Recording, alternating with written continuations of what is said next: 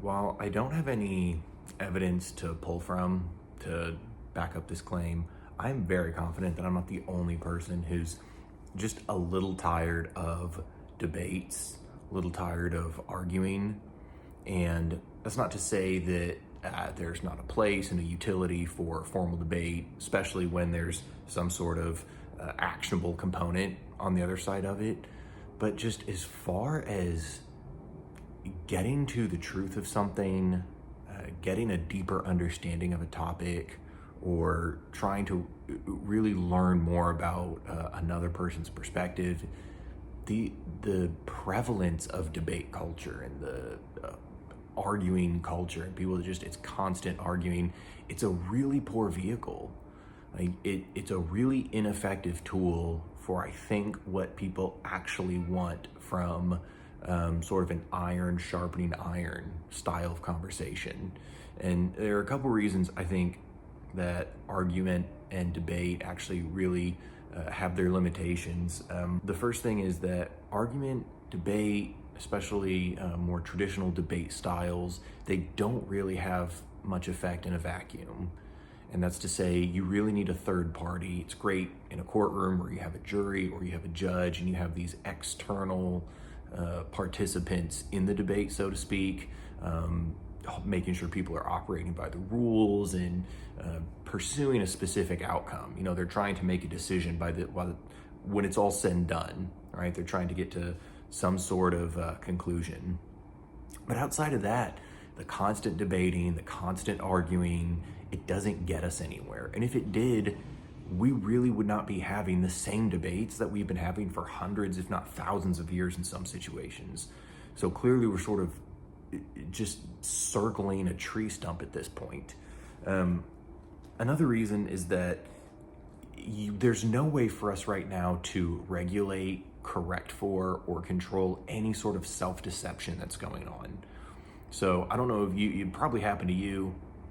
Maybe you've been in debate with somebody, been having a conversation with somebody, and there's clearly a component of what they're doing where they're being dishonest with themselves. They're not really being dishonest with you, but there's self-deception. And this can happen at such a deep, internal, almost unconscious level. There's no way to regulate or control for it.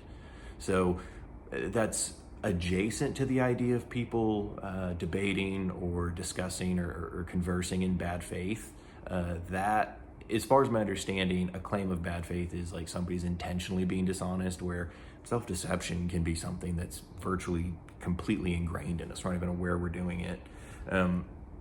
People will prioritize pride over survival, especially if they're in a situation like a debate, like an argument, especially if it's public, where their appearance and their image and saving face is more vital, more important to them than reaching some sort of conclusion or reaching some sort of mutual understanding or agreement that would actually be better for their situation or better for their survival. It makes me think of something I was told before. Nobody ever made a sale because they won an argument. And that's to say, no one ever was successful. You never successfully persuade somebody to see things from your perspective or to understand what you're saying or to gain some sort of agreement simply by humiliating them or making them look foolish, which is a lot of, especially what online argumentation is about, just trying to make people look foolish. It's exhausting, but you never make a sale. You never convince somebody to see your point of view by beating them down or badgering them or just making them look stupid, or, makes me think of that quote, it's easier to fool someone than to convince them they've been fooled. Especially, and this ties into what I mentioned about the prevalence of online debate culture and how it's primarily, especially now where you get paid for views, it's a lot about entertainment, it's a lot about making money, and it's more almost a WWE, it's kayfabe, right? It's hyping people up for something, especially theological debates. I mean, a lot of it is just trying to make people feel good about a decision they've already made. I was told before, people make purchases, they make decisions emotionally, and then we backfill rationally.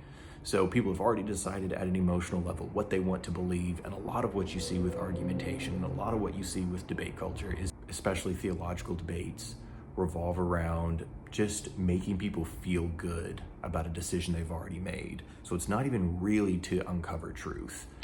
You know, the other one is that we usually bump into like this infinite regress of knowledge.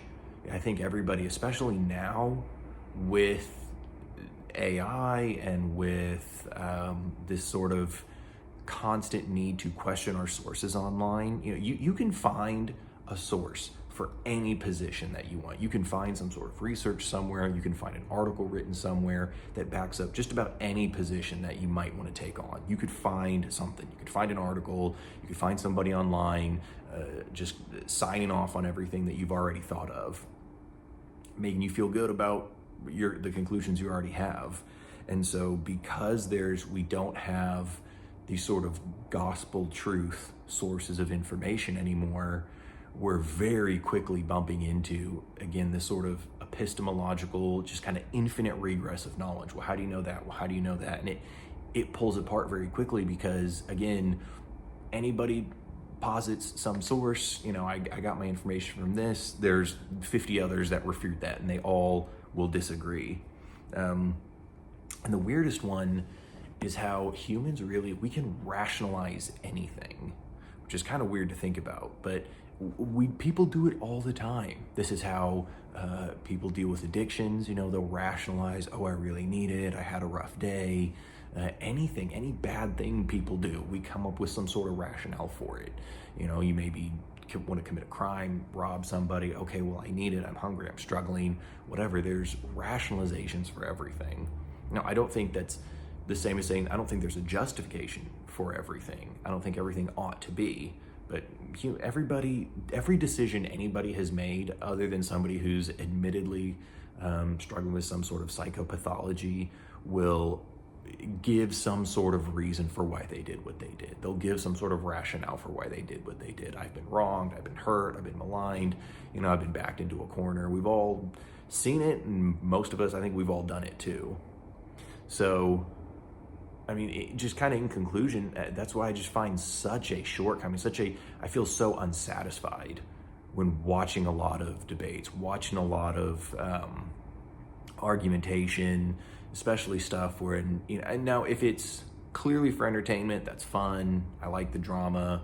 And if that's what it's for, that's perfectly fine. But as far as, you know, especially in our modern climate, in our modern sort of this liquidation of information we're all bumping into, I think now more than ever, with constant the reduction of trust in all our information sources, the lack of trust in any news sources, especially now more than ever, our ability to have those kind of conversations where we're trying to pursue a mutual understanding and we're trying to pursue some sort of zeroing in on the truth and zeroing in on best practices, while still containing some elements of argumentation and adhering to the rules of sort of logical structure. Our ability to work together and talk things out and come to a mutual understanding or come to a mutual education, you know, maybe both learn more about the other person's side, that is going to be the paramount skill for us to develop if we want to move forwards.